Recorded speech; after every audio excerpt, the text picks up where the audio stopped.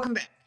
Have you ever noticed that scrolling through your social media feeds or maybe binge watching Netflix for a while gives you some pleasure, right? Feels good in the moment, but It doesn't last long.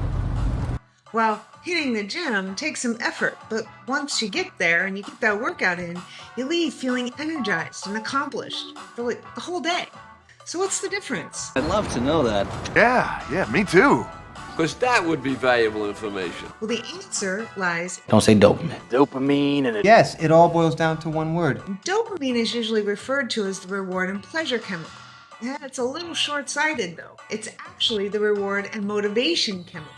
Because it's what drives us to chase goals and learn new things and seek out success. Without dopamine, we'd be couch potatoes. yeah, I get that. We've all been there. In fact, if you're really feeling unmotivated, you might just need a dopamine boost. And I'm going to tell you how to get there.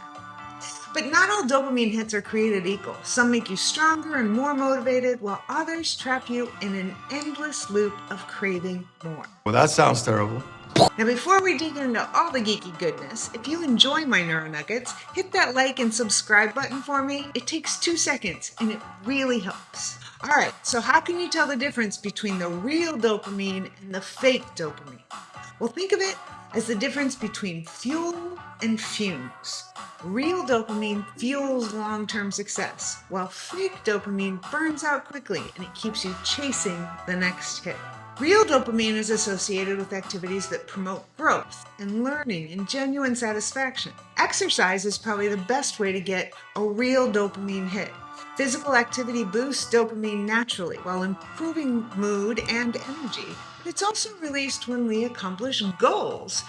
Completing tasks, whether big or small, triggers a release of real dopamine, reinforcing the behavior and motivating future efforts. So if you're feeling really unmotivated, the quickest way is to do a little physical activity. But the next thing is set a small goal for yourself that you can accomplish very quickly.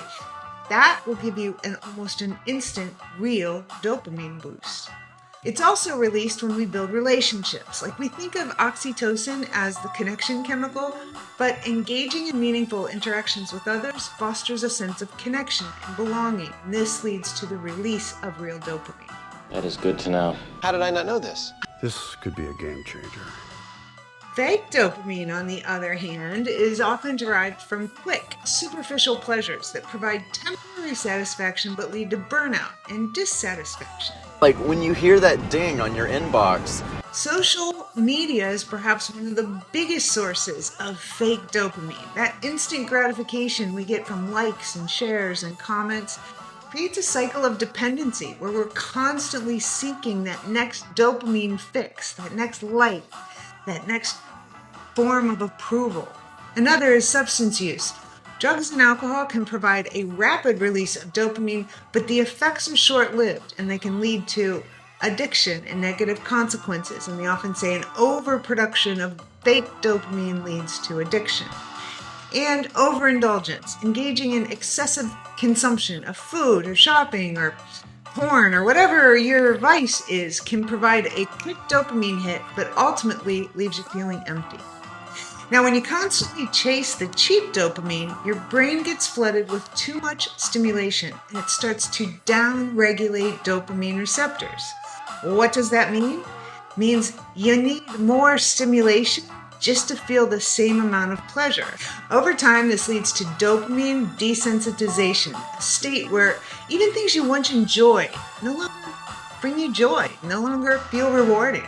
So, how do you reset your dopamine system? It's pretty easy.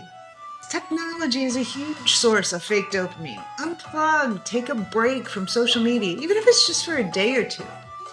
Also, seek discomfort. Sounds counterintuitive, but do something challenging that requires effort, like working out or learning an instrument, pushing through a difficult task you've been putting off. And prioritize real-life rewards. Spend time in nature, deepen relationships, work on goals that really bring you long-term satisfaction.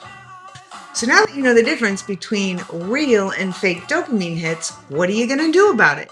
Drop a comment below. Tell us, what's one fake dopamine habit that you want to cut back on? This is going to be good. You know it will. You know I'm good for it. This feels so good to help.